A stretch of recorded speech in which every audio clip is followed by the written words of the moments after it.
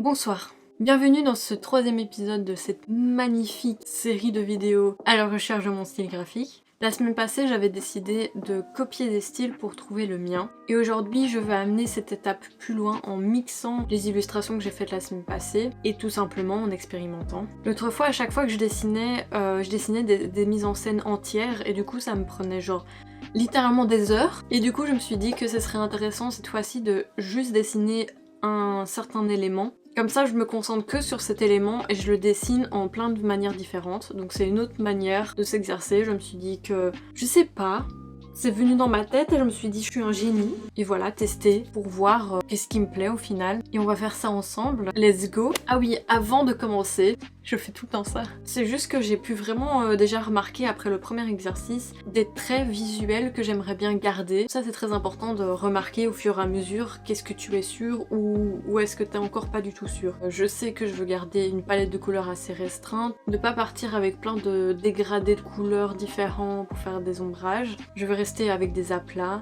des couleurs assez vives et ce que je sais aussi, c'est la texture.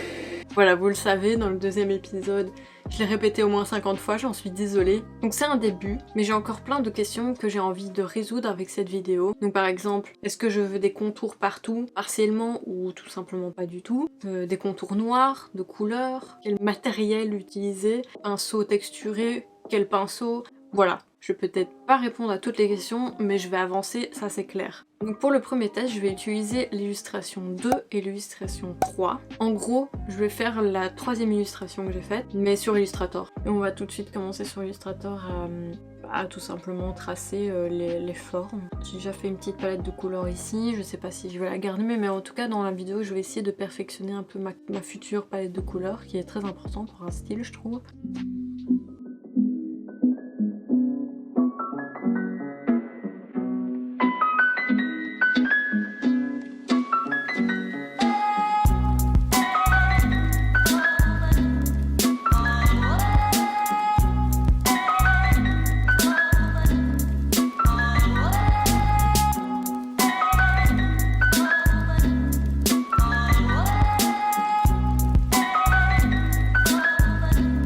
Je me suis dit qu'il y avait trop de couleurs, du coup je suis revenue à l'essentiel et j'utilise que le orange, vert et rouge. Du coup voilà, j'ai juste fait ça. Hein.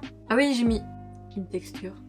Du coup je vais commencer à faire des petits quartiers d'orange et rajouter des petits points et puis une petite ombre et je pense qu'on est bon. Hein.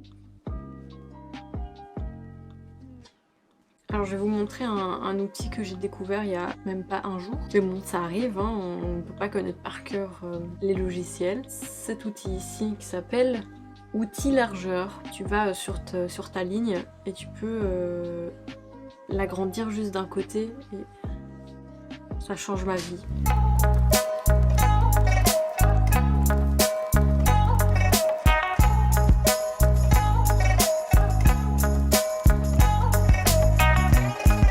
Donc voilà le résultat. Je suis pas convaincue à 100%. On dirait un peu comme un collage de papier coloré. C'est pas mon dada de base du coup. Mais c'est pas grave, tu vois, c'est comme ça que je vais apprendre en mode ça j'aime bien, ça j'aime pas, ça j'aime bien. Et je me suis dit qu'on va reprendre le même dessin et juste rajouter des contours noirs autour. En fait le but c'est vraiment de prendre l'illustration que tu viens de refaire et essayer de changer un truc pour l'amener plus loin. Ça paraît tellement bête, hein, mais là je vais rajouter un contour mais ça va changer tout le dessin. Donc je vais copier tout ça. Rien à voir, j'ai oublié de vous dire que j'ai rajouté des carreaux. Je sais que je voulais me concentrer juste sur un objet mais là du coup... c'est pas grave.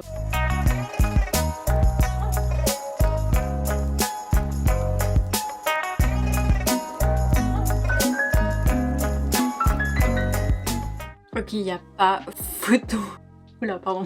J'aime 100 fois plus cette version avec les contours noirs. Mais je vais pas m'arrêter là. Je vais essayer de faire la même chose mais avec des contours de couleurs.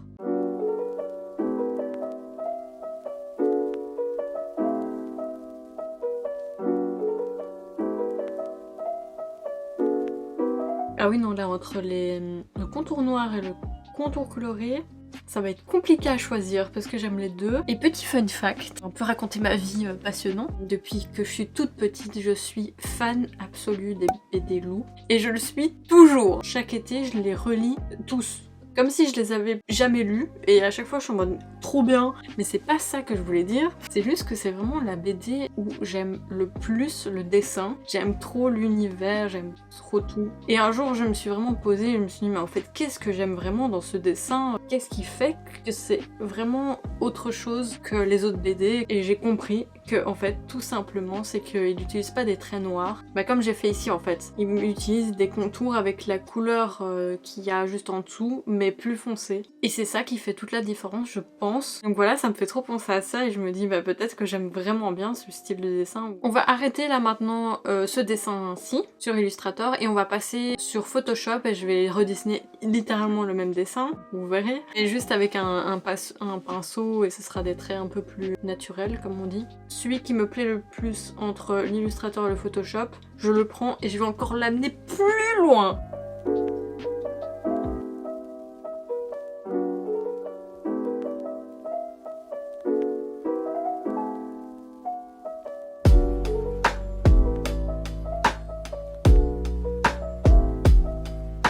Du coup là, je sais pas si je l'ai dit, mais je dessine à la tablette du coup sur Photoshop pour créer un peu moins de géométrie et être un peu moins parfait sur les lignes. Et cette fois-ci je rajoute des contours blancs. Alors voilà le résultat. Je suis mitigée. Donc par exemple l'intérieur de l'orange, je la trouve beaucoup plus organique et plus intéressante que l'autre. Donc voilà, peut-être qu'il y a quelque chose que quand je dessine à la main, il y a quelque chose de plus naturel, ça c'est clair. Mais du coup je me suis dit que je vais retourner sur Illustrator et du coup de faire les contours. Donc c'est vraiment un mix entre les deux tests que j'ai fait, donc celui plus géométrique et celui plus organique, je les mixe ensemble, pourquoi pas. Franchement il faut vraiment tester toutes les possibilités qui te viennent en tête.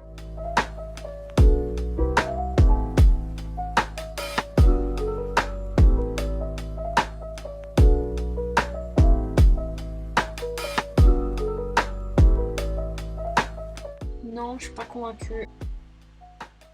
Je sais que je peux faire les contours 10 fois mieux et hyper bien mis, mais je le sens pas du tout. Encore le contour blanc ça va, mais ça fait un peu de tache je trouve. Non franchement, je le sens pas.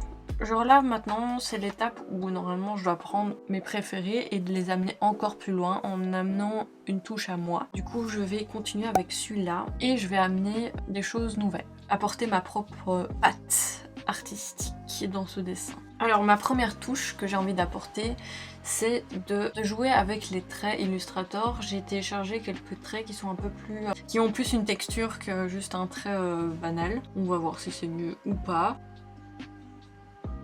C'est beau parce que ça crée un peu de la bavure, mais le trait est un peu trop épais.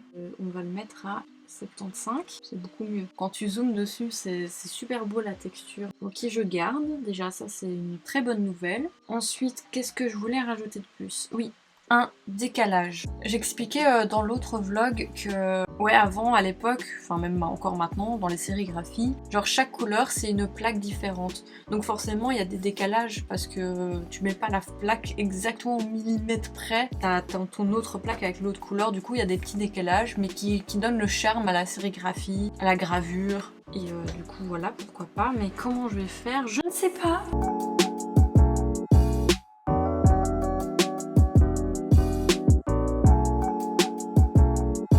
Avoir un petit décalage comme ça, pas trop en faire je pense, juste des petites touches c'est cool, j'aime bien. En fait je suis pas décidée encore si je vais prendre le noir ou les contours colorés, donc je vais quand même le faire également sur les contours colorés, on se retrouve juste après. Ce que je peux encore rajouter et que j'ai très envie de mettre, c'est des motifs. Donc j'en ai déjà fait qui sont... Ah, je filme pas mon écran, c'est un peu con ça.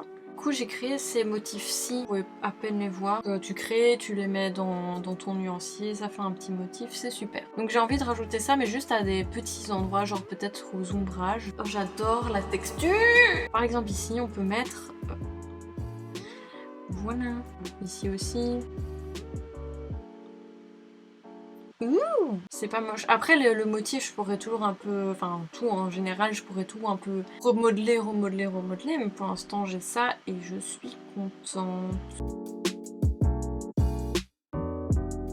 Si C'était vraiment cool, j'ai pu vraiment tester plein de choses. Comme j'ai dit au premier épisode, c'est une piste, c'est des pistes que j'ai là maintenant, c'est pas mon truc définitif. De toute façon, le style est jamais définitif, tu changes toujours. Mais je suis très contente de où c'est amené. Et on va voir la semaine prochaine pour faire plus l'aspect un peu graphique. Voilà, j'aurai un petit exercice la semaine prochaine de mise en page. On se retrouve la semaine prochaine, samedi 18h. Bisous!